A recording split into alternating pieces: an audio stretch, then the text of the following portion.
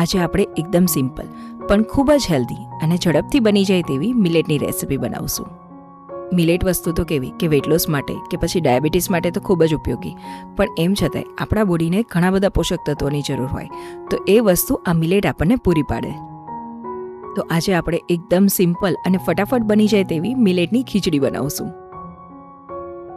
તો આ ખીચડી આપણે બાર્નયાર્ડ મિલેટની બનાવશું. અને આ બાર્નયાર્ડ મિલેટ એટલે કે આપણે જે આખો મોરયો આવે ને એ જ. તો આ ખીચડી માટે આપણે અડધો કપ જેટલા મિલેટ અને એની સાથે 1/3 કપ જેટલી દાળ.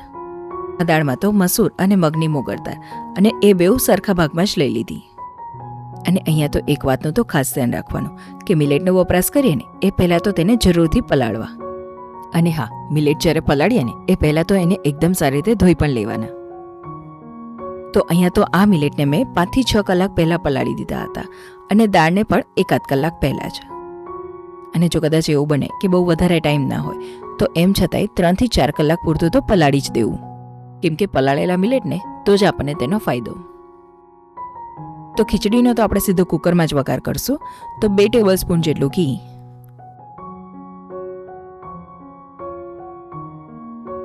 ત્યારબાદ આખું જીરું, ચપટી કેક જેટલી હિંગ, સાથે થોડું એવું લસણ અને ડુંગળી ઉમેરી દેશું. હવે અહીંયા તો એવો વિચાર આવે કે આ તો બાર્નયાર્ડ મિલેટ એટલે કે આમ જોઈએ ને તો આખો મોરયો, તો એની તાસીર તો ગરમ.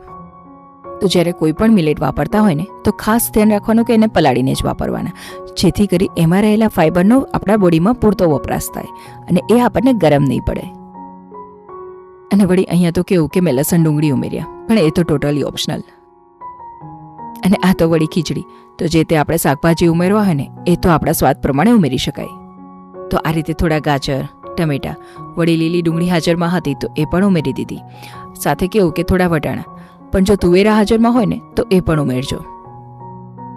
તો બસ આ રીતે બધા શાકભાજી ઉમેરાઈ જાય ને પછી આપણે તેમાં પલાળેલું જે મિલેટ છે તે ઉમેરી દઈશું. પણ એ મિલેટનું આપણે પાણી દૂર નહીં કરીએ. હાલના સમયમાં તો કેવું કે આપણા બધાના જ બોડીમાં કંઈક ને કંઈક ખામીઓ તો હોય, એટલે કે આયર્નની, કેલ્શિયમની કે પછી પ્રોટીનની. તો આ મિલેટમાં તો કેલ્શિયમ, આયર્ન, પ્રોટીન અને ફાઈબરથી ભરપૂર, વળી આમાં તો ઝીંકની માત્રા પણ રહેલી છે, તો જેના લીધે સ્કિનના કે પછી વાળ ખરવાના પ્રશ્નો પણ ઓછા થશે.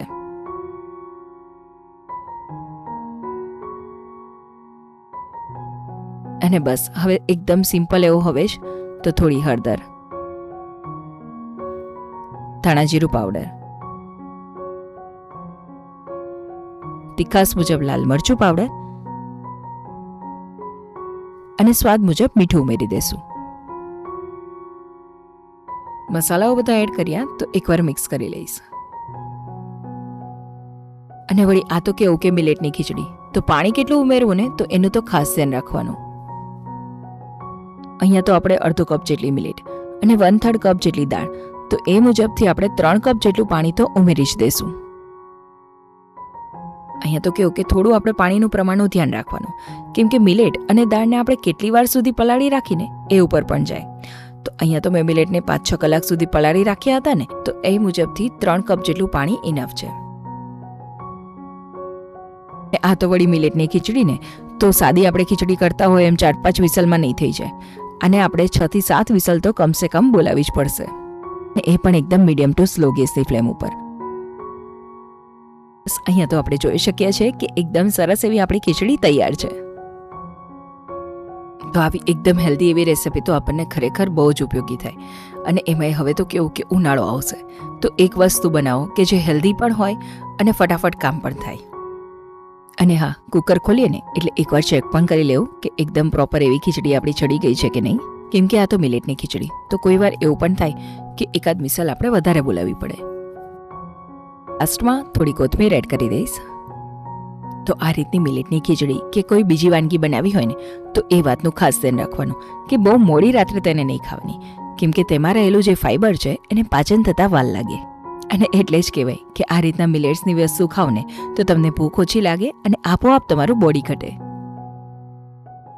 તો આ વેટ લોસ રેસિપી કેવી લાગી એ મને કમેન્ટમાં જરૂરથી જણાવજો. અને આ રીતની બીજી કોઈ રેસિપીઝના આઈડિયાઝ જો આવતા હોય તો મને એ પણ કહેજો. અને જરૂરથી મારી ચેનલને જો સબસ્ક્રાઈબ ના કરી હોય તો કરજો. ખૂબ ખૂબ આભાર.